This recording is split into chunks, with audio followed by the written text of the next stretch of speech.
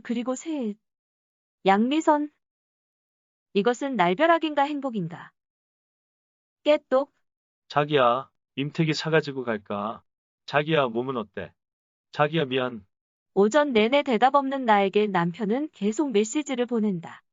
일터로 출근을 한 건지 화장실로 출근을 한 건지 구별하기 어려울 만큼 나는 변기를 끌어안고 힘겨운 오전 시간을 보내고 있었다. 그리고 몸과 마음을 추스르고 남편에게 메시지를 보냈다. 내가 아직 마음의 준비를 못했으니 말 시키지 말고 가만히 있어. 제1화 80년생 양미선. 올해 나이 41세 80년생. 소설 82년생 김지영보다 2살이 많고 그녀보다도 아이가 하나 더 많은 두 아이의 엄마이며 게다가 무시무시한 아들 형제를 키우며 15년 넘게 일하고 있는 여자. 나는 그 이름도 찬란한 워킹맘이다. 첫 아이 때는 예정일보다 보름이나 일찍 진통이 오는 바람에 출산 하루 전까지 일을 하고 양수가 터져서 태교라고는 업무 태교 말고는 해본 것이 없다. 밀린 업무들이 너무 많아 출산휴가 2달 만에 복귀하여 아이는 친정 신세를 지며 키우다가 돌도 되기 전부터 보육기관에 보내면서 아이를 양육한 우리는 열정적인 워크홀릭 맞벌이 부부이다. 늘 미안한 엄마 아빠라서 아들과 집에 있는 시간 동안은 온 정성을 다하려고 노력했다. 잦은 야근으로 야간 보육 시간까지 맡겨져야 했던 아이와 매일 최소한의 시간은 함께 보내고 싶어 새벽부터 일어나 놀이터에서 놀고 출근 전까지 산책도 하며 거의 매일 귀여운 아들과 데이트를 했다. 젊은 엄마여서였을까?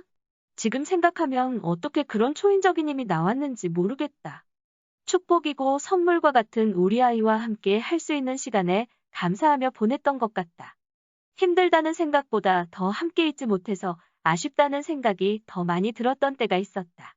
온전히 긴 시간을 함께하지 못했기에 주위에서 더 늦기 전에 둘째를 가지라는 조언에 동요하지 않고 아들에게만 집중했다.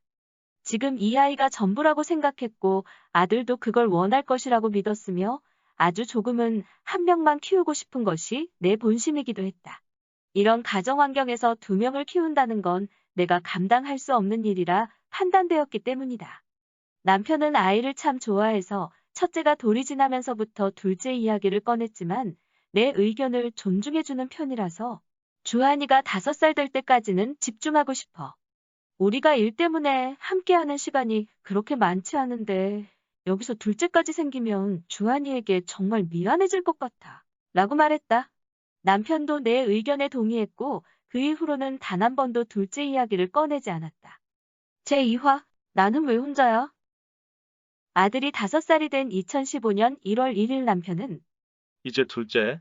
라는 말을 했다.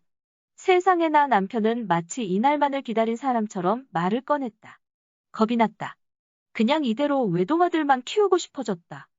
아들을 핑계로 계속 시간을 벌면서 나는 여유로운 외동아들 엄마로 살 수 있을 것이라 생각했다. 그해 초여름 우리 세 식구는 이른 휴가를 떠났다. 어느 정도 다 큰 아들과 젊은 부부의 휴가는 참 평온했다. 이제 어디를 가도 몸과 마음이 편해질 만한 시기였기 때문이다. 그런데 아들의 한마디에 내 마음이 무너졌다. 나는 왜 혼자야? 무슨 말인가? 엄마 아빠가 이렇게 신나게 놀아주는데 이해할 수 없었다. 그때 한 가족의 모습이 내 눈에 들어왔다. 아빠 뒤로 병아리처럼 졸졸 따라다니는 3명의 남자아이와 1명의 여자아이. 설마 한 가족? 수도가에서 아빠는 아이들의 손을 차례대로 씻겨주었고 가장 큰 아이는 그 사이 동생과 장난을 치며 웃고 있었다. 그저 편안함만을 생각했던 나와는 다르게 우리 아들은 함께할 형제가 있는 저 아이들의 모습에서 행복이란 걸 찾은 듯 했다. 차라리 듣지 말았어야 했는데 나는 아들의 작은 목소리 듣고 말았다. 좋겠다. 형이 있어서 좋겠다. 동생도 있어서. 세상을 다 잃어버린 듯한 표정의 아들을 보면서 마음이 또 무너졌다.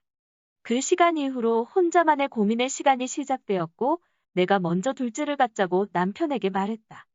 마음을 고쳐먹고 나니 다시 시작해야 하는 그 모든 것들에 대한 두려움보다 2배 아니 10배로 행복해질 것에 대한 기대로 둘째 아이를 기다렸다. 매일 밤 진심을 다해 동생을 주세요. 라고 기도하는 큰 아이의 모습에서는 이미 행복이 가득 차 있었다. 그렇게 바라고 기다리던 둘째 아이가 생겼고 엄마들이 흔히 말하는 2배가 아닌 10배의 육체적 고통은 찾아왔지만 그것을 상쇄할 만한 100배 이상의 행복도 같이 왔다. 첫째는 동생이 자신의 선물이라고 생각한다. 너무너무 원하고 바라던 동생이라서인지 소중하게 대해주었다. 가끔 싸우는 거야 어쩔 수 없는 일이지만 말이다. 둘째도 엄마 아빠보다 형을 제일 사랑한다고 한다. 자신이 태어날 수 있었던 이유는 형이 너무너무 동생을 원하고 기도해서 태어났다는 것을 입이 닳도록 이야기해 주었기 때문인 듯 했다. 그렇게 시간이 흘러 어느덧 둘째가 5살이 되었다. 또다시 다 키운 것 같아 뿌듯하기도 하고 역시 형제가 있어서 좋은 것이 더 많다는 생각이 들었다. 놀이터에서 두 아들은 뛰어놀고 나는 벤치에 앉아서 잠깐이지만 책을 읽거나 스마트폰으로 이런저런 세상을 볼 수 있는 여유도 생겼다. 흐뭇한 미소로 아들을 바라보고 있는데 큰 아이가 전력 질주하듯이 나를 부르며 뛰어온다. 엄마, 아이가 날 불러주는 소리마저 행복하다. 그런데 엄마, 동생 주원이가 5살인데 이제 동생 또 생기는 거야? 응, 큰 아들은 뒤따라온 동생에게 더없이 행복한 표정으로 말했다. 주원아, 형아가 5살 때 주원이가 엄마 뱃속으로 왔거든. 너도 5살이니까 이제 동생이 또 올 거야. 그렇지, 엄마? 이건 또 무슨 날벼락이지?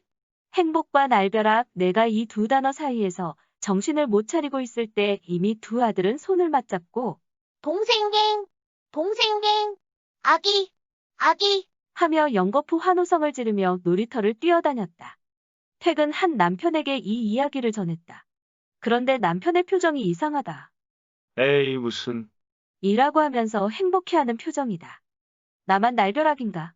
왠지 한순간에 아이 싫어하는 나쁜 엄마가 된 기분이다.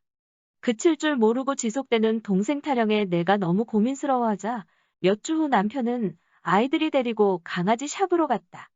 강아지 동생으로 어떻게 무마해 보려는 번뜩이는 아이디어였다.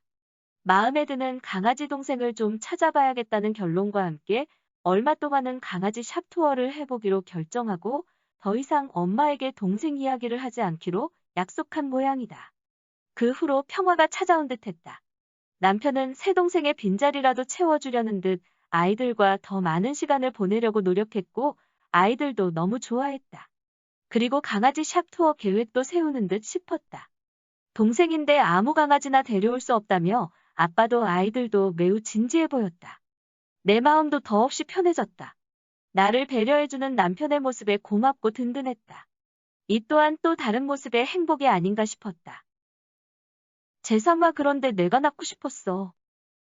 나는 어렸을 때부터 멀미가 심했다. 남들이 버스를 타고 다닐 거리를 나는 멀미 때문에 걸어 다녀야 했고 수학여행이나 MT를 가게 되면 내 필수품은 검정봉지였다. 여자아이들이 예쁜 귀걸이를 걸고 한껏 멋을 내며 여행을 갈 때 나는 울렁거림이라는 무거운 마음에 짐을 지고 귀에는 귀걸이 대신 검정봉지를 걸고 제발 한 봉지만 토하길 바라는 작은 소망을 안고 목적지로 향해야 했다. 나 스스로 운전을 하면서 조금씩 나아졌는지 지금은 그다지 멀미에 대한 두려움이 없어졌다. 그런데 얼마 전부터 그리 멀지 않은 친정집으로 가는 길에 오랜만에 느껴보는 기분 나쁜 울렁거림이 찾아왔다. 늙어서 그런가? 요즘 차 타면 멀미가 나네. 그래? 뭐 잘못 먹은 거 아니야? 남편도 나도 별로 대수롭지 않게 여겼다. 아주 혹시 하는 생각은 들지도 않았다. 2번의 임신에도 나는 입덧이란 것을 해본 적이 없기 때문에 이건 멀미야. 라고 단정지었다. 하지만 마음이 편해지고 너무 여유로워지고 행복이 넘쳐서일까? 날벼락 같은 행복이 한 번 더 찾아왔다. 아이들이 그렇게 바라던 동생. 하지만 나는 결코 바라지 않았던 셋째다. 내가 더 힘들어질까봐 걱정되는 마음이 아닌 나 자신이 기쁘게 아이를 받아들이지 못하고 있다는 점이 내 마음을 힘들게 만들었다. 불현듯 내가 셋째였다라는 생각이 들었다. 80년대 나라에서 그렇게 아이 낳지 말라고 권장하던 그 시기 우리 엄마는 나를 어떻게 낳은 걸까? 넉넉지 않은 형편과 이미 위로 살림 미천 첫째 딸과 든든한 둘째 아들까지 있던 우리 엄마는 왜 나를 하필 그런 어려운 때에 낳았을까? 궁금해졌다. 엄마에게 전화를 했다. 이런저런 것 도는 이야기로 수다를 떨다가 진심을 다해 물었다. 엄마 그런데 어떻게 날 낳을 생각을 했어? 그 당시에 셋째 낳는 집은 좀 드물지 않나? 야 드물다 뿐이냐. 낳지 말라고 나라에서 동네에서 뜯어말릴 때지. 그래? 그렇지. 그런데 내가 낳고 싶었어. 너 없었으면 어쩔 뻔했냐. 너 키우면서 우리 막내 없었으면 무슨 낙으로 살았냐며 입버릇처럼 말했지. 너도 알지? 네 아빠는 너가 아직도 애기라잖아. 눈물이 핑 돌았다. 통화가 더 길어지면 통곡할 것만 같아 이내 전화를 끊고 울었다. 그리고 다시 행복해졌다. 아니 더 많이 행복해졌다.